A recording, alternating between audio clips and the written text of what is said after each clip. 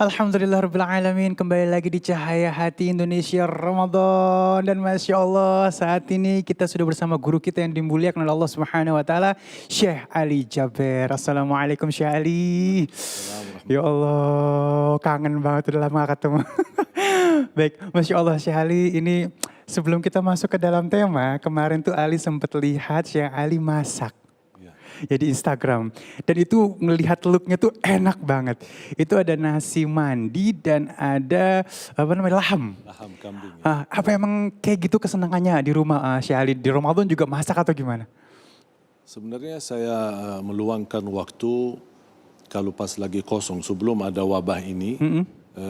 Saya hobi masak. Oh, hobinya masak, Masya Allah. Bahkan kadang-kadang apalagi istri kalau pagi masih ketiduran, saya siapkan sarapannya dan kemudian saya buat tulisan kayak macam surat lah. Oh. Ya, saya buat tulisan, kemudian saya taruh di sebelah istri saya. Begitu bangun dia baca. Sayang, saya sudah tinggalin sarapannya, saya kerja dulu ya. Aduh ya Allah, romantis banget. Jadi Syekh Ali siapin sarapan buat istri? Iya, Allah. jadi saya memang hobi masak dan juga memang aktivitas apalagi sekarang dengan wabah COVID-19 lebih memilih senang melayani keluarga di rumah. Allah, tuh ya, kita nih buat yang laki-laki harus bisa masak juga, harus romantis juga ya. Romantis ibadah dong pastinya ya termasuknya. Kita meniru Nabi Muhammad SAW. Rasulullah SAW kan suka membantu keluarganya di rumah. Dan ini salah satu hikmah daripada wabah ini, kita lebih. Karena mohon maaf sebelum wabah kita terlalu banyak sibuk.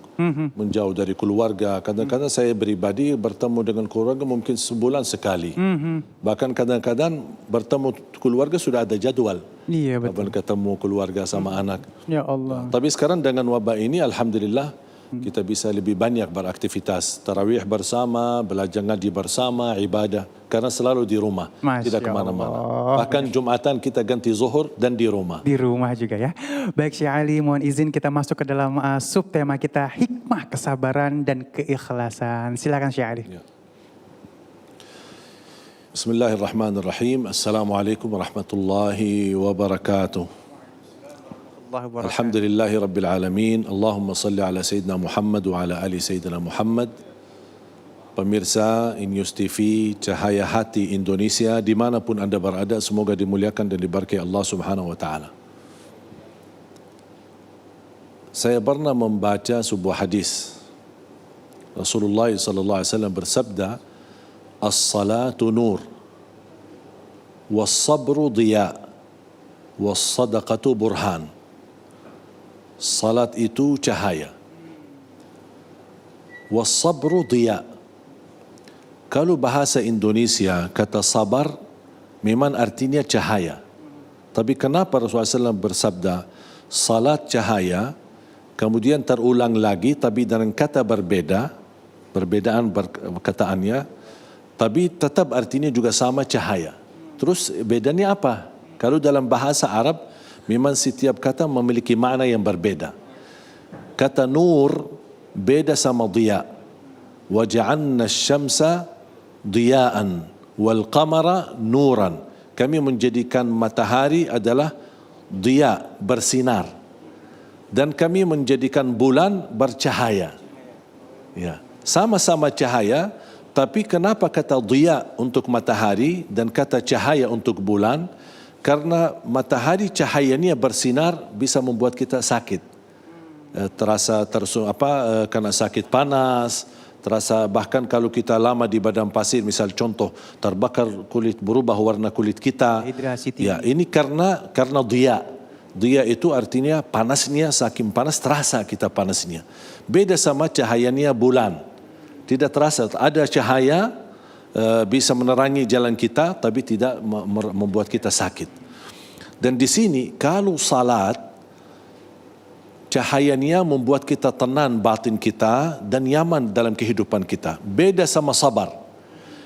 Disebut kata sabar ada kalimat diya, bersinar seperti sinarnya matahari. Berarti sabar pasti akan merasa berat, sakit.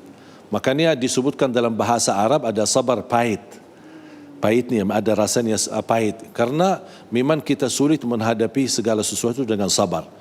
Makanya Allah Subhanahu wa taala menjanjikan orang yang sabar terhadap ujian, dia akan mendapatkan balasan surga. Selama ini kan kita kenal wal hajjul mabrur laisa lahu jazaa'un illa al jannah. Sabar laisa lahu jazaa'un illa al jannah. Sama seperti haji mabrur tidak ada balasan baginya kecuali dengan surga, sabar pun tidak ada balasan kecuali dengan surga. Bahkan sabar tidak ada batas. Banyak orang berkata saya sabar, tapi kan sabar ini kan ada batasnya. Sabar itu kenapa tidak ada batas? Karena pahalanya pun tidak dibatasi. Innama yuwaffas sabiruna ajrahum bighairi hisab. Allah membalas pahala bagi orang yang sabar tanpa hitung-hitungan. Besar dan tidak ada habisnya. Dan yang membuat kita mampu sabar, kata Umar bin Khattab radhiyallahu an, pertama kita sabar karena ujian yang kita hadapi tidak lebih parah dari apa yang kita hadapi. Ini yang membuat kita mampu sabar.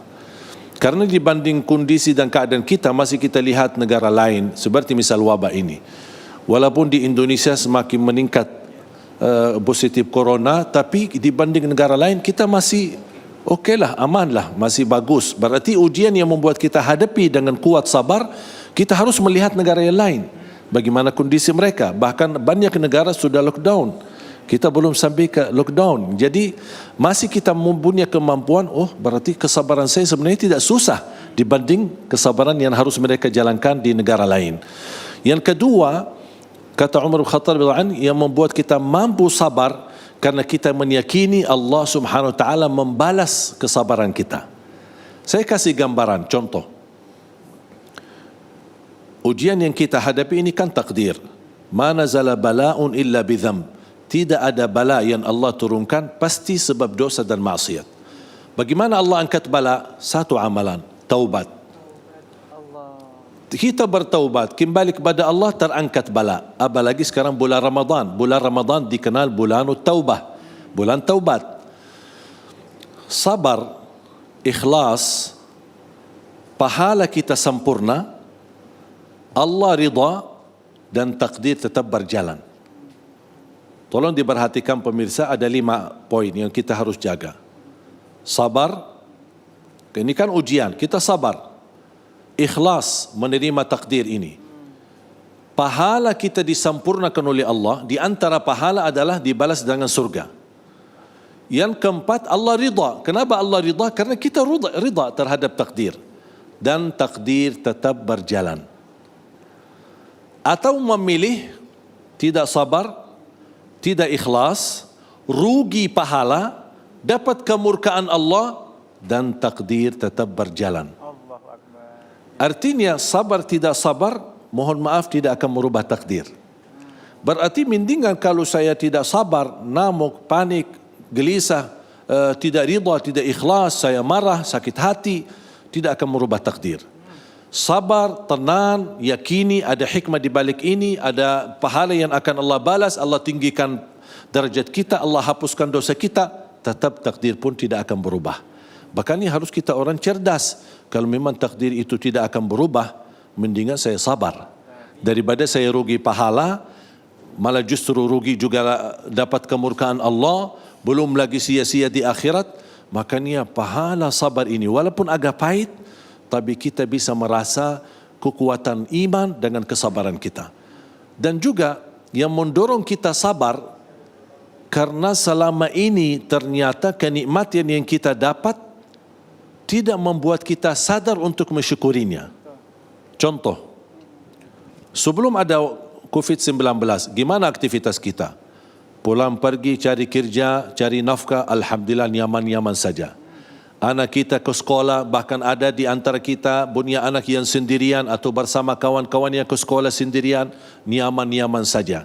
Kita pergi ke kantor, pulang ke rumah, nyaman-nyaman saja. Jalan-jalan ke mall, jalan-jalan ke mana-mana, malam minggu atau hari minggu, hari libur, kita ke pantai bersama keluarga, nyaman-nyaman saja.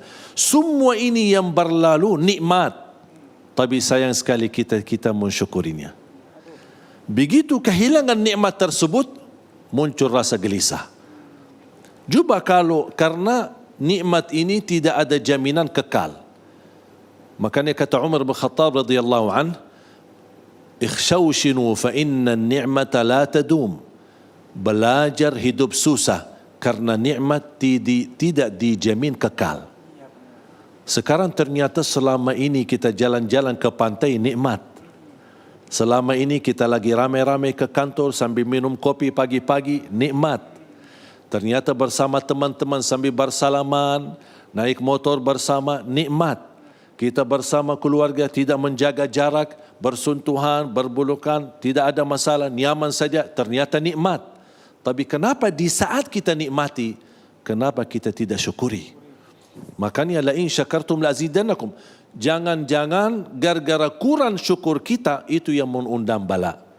Karena dosa itu tidak harus lakukan zina, harus melakukan tinggalkan salat. Bisa jadi tidak mensyukuri nikmat itu termasuk dosa yang bisa menghadirkan mengundang bala atau ujian.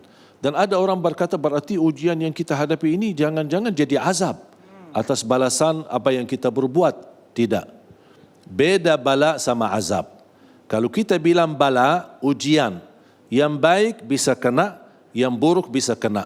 Yang salih bisa kena, yang biasa bisa kena. Ulama bisa kena dan juga orang awam bisa kena. Tapi kalau azab, Allah turunkan sebagai hukuman terhadap orang yang tidak beriman.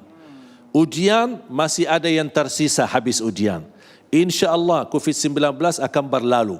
Masih ada aktivitas kembali normal. Tapi kalau turunnya azab, tidak ada satu pun yang akan tersisa. Contoh, mana ada keturunan Fir'aun sekarang? Mana ada keturunan dari orang-orang yang tenggelam di zaman Nabi Nuh? Karena sudah kena azab orang yang tidak iman kepada Allah SWT. Jadi jangan ada orang berkata, jangan-jangan corona ini azab. Kalau azab berarti tidak ada yang tersisa di bumi. Tapi kenapa tidak diazab? Walaupun perilaku kita dosa dan maksiat lebih parah dibanding umat yang terdahulu, ini berkat doa Nabi kita Nabi Muhammad sallallahu alaihi wasallam. Nabi Muhammad telah berdoa kepada Allah, ya Allah jangan binasakan umatku.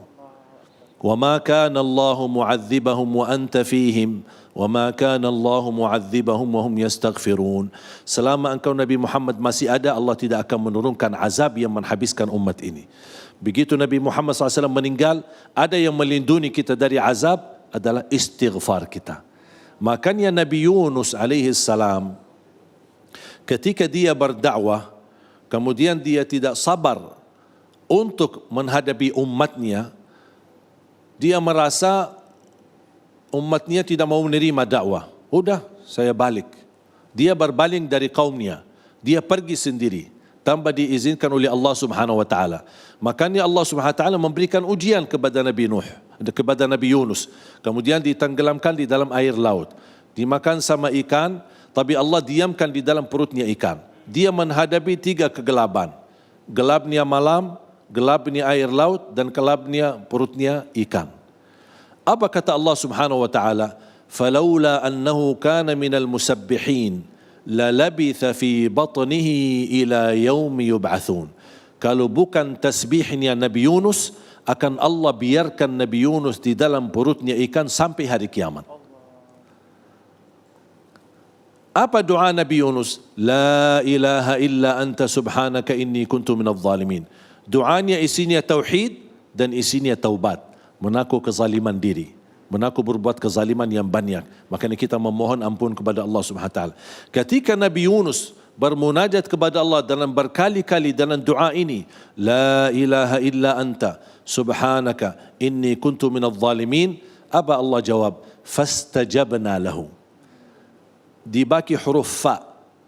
Dalam bahasa Arab kalau ada kata fa habis sesuatu atau habis bermunajat atau habis doa, berarti itu segera sudah diijabah. Allah segerakan ijabahnya. Fastajabna lahu wa najjaynahu minal gham. Allah telah menijabah doa Nabi Yunus dan Allah selamatkan Nabi Yunus.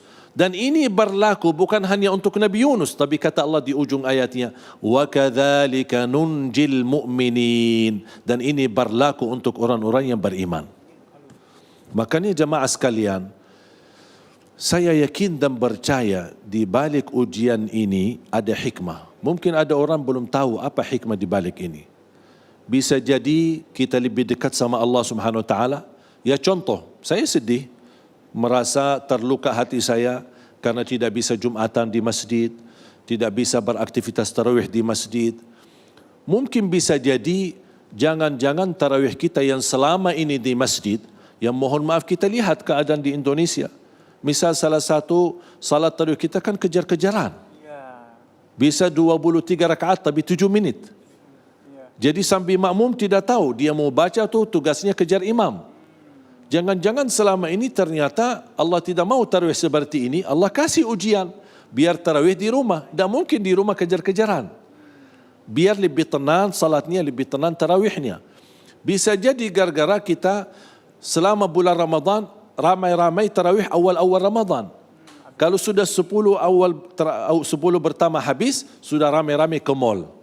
Bahkan 10 malam terakhir lebih ramai ke mall untuk siap-siapkan belanja buat lebaran.